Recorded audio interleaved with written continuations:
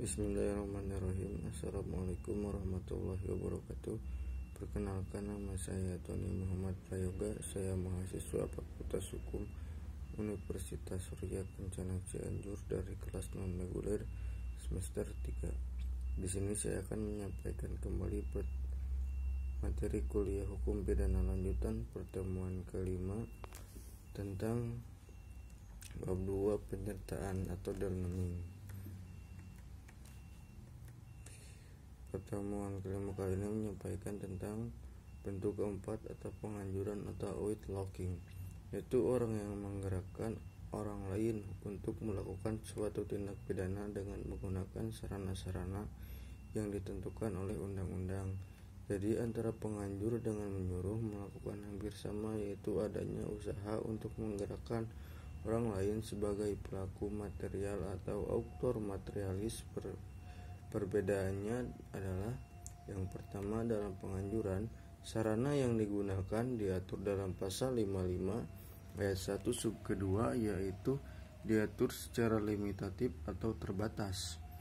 Dan yang kedua, dalam pembujukan, orang yang membujuk disebut autor intelektualis dan yang dibujuk disebut atau digerakkan disebut autor materialis.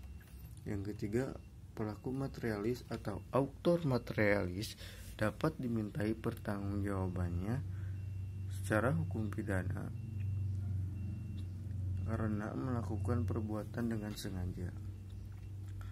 Pada pasal 55 ayat 1 sub kedua, yaitu mereka yang memberi atau menjanjikan sesuatu dengan menyalahgunakan kekuasaan atau martabat dengan kekerasan, ancaman atau penyesatan, atau dengan memberi kesempatan, sarana atau keterangan dengan menganjurkan orang lain supaya melakukan perbuatannya. Contohnya yaitu yang memberi atau menjanjikan sesuatu. Misalnya, Pak Tony, mau gak nilai bagus, kata ibu dekan. Asal Pak Tony tunjuk dulu orang yang bernama Saragi. Di sini ibu dekan menjanjikan sesuatu, yaitu nilai bagus. Ini masuknya memberi atau menjanjikan sesuatu bersifat imaterial. Sebab di hal ini ada dua sifat pemberian, yaitu yang bersifat material atau imaterial. Jumlah yang ada di pasal 55 ayat 1 sub kedua bersifat limitatif atau terbatas. Perbuatan di luar pasal 55 ayat 1 sub kedua tidak bisa ditindak pidana. Maksud dari pasal 55 ayat 1 sub kedua adalah yang pertama untuk kepastian hukum, dan yang kedua untuk pedoman bagi hakim dalam pembuktian terhadap pengaturan daya upaya secara limitatif. Ini ada dari kritik dari Hazewinkel Suringa yang mengatakan jika daya upaya tidak dibatasi, maka orang yang cerdik pandai dapat memakai daya upaya lain di luar KUHP atau yang di luar diatur oleh pasal 55 ayat 1 sub kedua. Misalnya ratap tangis, cerita-cerita keberhasilan, dan lain-lainnya. Contohnya, Pak Dadang bercerita kepada Ibu Dewi tentang keberhasilan saudaranya di Jampang, dan di sana ada orang pintar yang bisa membantu menggandakan uang dari uang 100 juta menjadi 1 miliar dari capek-capek kerja. Tentu saja supaya Ibu Dewi tertarik dalam hal ini, Pak Sargi menggerakkan Ibu Nopita supaya tertarik sama ceritanya. Adapun daya upaya yang berupa paksaan atau ancaman atau penyesatan dapat masuk ke dalam bentuk penyuruh dan juga menggerakkan. Dasar ukurannya adalah apabila dorongan atau paksaan atau ancaman itu sangat kuat, maka itu adalah menyuruh. Tetapi apabila tidak begitu kuat, maka masuk dalam menggerakkan. Contoh daya upaya menyuruh. Tuti adalah seorang kasir bank. Suatu waktu di banknya kedatangan perampok, dan si perampok tersebut menodongkan pistol ke kepala Tuti supaya membuka berangkas kasir dan mengambil uangnya yang ada di dalam berangkas tersebut.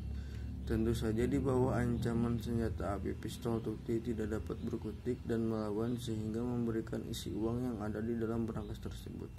Nah, di sini Tuti sebagai petugas kasir tidak dapat dimintai pertanggungjawabannya karena adanya daya upaya dorongan atau paksaan atau ancaman yang sangat kuat. Maka ini termasuk menyuruh dikarenakan Tuti tidak mempunyai kehendak karena ancamannya sangat kuat. Jenis dorongan atau paksaan atau ancaman yang sangat kuat itu harus yang bersifat layak dan umum. Di dalam Undang-Undang Tindak Pidana Khusus atau Korupsi menyamakan kedudukan pelaku dan pembantu dalam suatu kejahatan korupsi. Bentuk kelima atau mendapitek atau pembantuan diatur dalam pasal 56 KUHP, yaitu ada dua hal bentuk. Yang pertama yaitu pada saat kejahatan dilakukan. Dalam hal ini tidak ditentukan bentuknya secara limitatif dalam undang-undang. Sebelum kejahatan dilakukan, dalam hal ini undang-undang memberikan batasan atau limitatif, yaitu berupa memberikan kesempatan atau saran atau keterangan.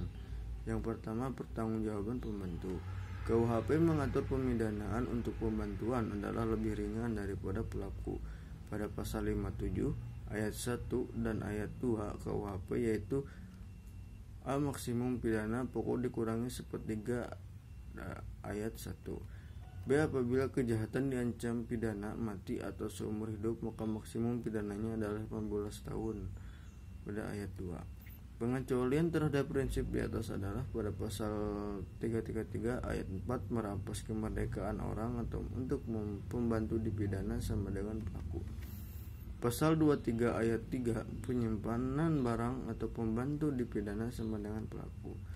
Pidana tambahan untuk pembantu sama dengan pelaku. Pasal 57 ayat 3 untuk pasal tambahannya sesuai dengan tercantum dalam pasal 10 sub kedua. Dalam pertanggungjawaban pembantu, KUHP menganut sistem tidak tergantung pada pertanggungjawaban pelaku. Pasal 57 ayat 4. Dalam pertanggungjawaban pidana bagi pembantu hanya dihitung yang sengaja atau dipermudah, dipelancarkan beserta akibat-akibatnya saja. Pada pasal 58 KUHP mengatur mengenai kualitas pribadi yang dapat menghapuskan, mengurungkan, atau memberatkan pengenaan pidana bagi pelaku tindak pidana. Pasal 58 ini adalah peringatan bagi praktisi. Oleh karena itu ada kritik dari Prof. Muljatno dan Prof. Umar Seno Aji bahwa untuk pembantu hendaknya dipergunakan sistem fakultatif, yaitu pengenaan sanksi pidananya diserahkan kepada hakim. Penyertaan dengan kealpaan atau corpus delicti, tindak pidana yang disebabkan karena kealpaan pada prinsipnya tidak dapat dipidana karena tidak mempunyai unsur kesengajaan. Misalnya, si A memberi gunting pada si B yang katanya menggunting kain, tetapi ternyata digunakan oleh si B untuk melakukan kejahatan. Pada saat si B memasuki rumah si C dengan maksud mencuri, dia berkelakuan pura-pura kehilangan kunci, sehingga ketika ketahuan oleh A yang sedang ronda, tidak curiga bahwa si B hendak mencuri. Bahkan si A berusaha membantu si B untuk menyengkel jendela rumah agar si B dapat masuk. Berdasarkan contoh di atas, maka mereka yang membantu melakukan tindak pidana tidak dikenakan sanksi pidana karena tidak mempunyai unsur kesalahan. Sekian review dari saya, mohon maaf bila masih banyak kekurangannya. Wassalamualaikum warahmatullahi wabarakatuh.